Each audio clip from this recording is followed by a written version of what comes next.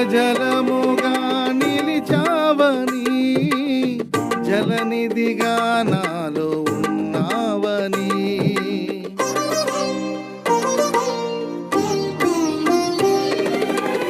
జనులకు దీవెనగా మార్చావని, జగతిలో సాక్షిగా ఉంచావని,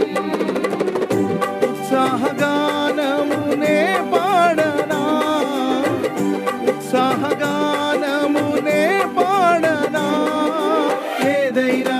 నీ కొరకు చేసేందుకు ఇచ్చితివి బలమైన నీ శక్తిని, ఏదైనా నీ కొరకు చేసేందుకు ఇచ్చితివి బలమైన నీ శక్తిని, ఇది ఏ చాలును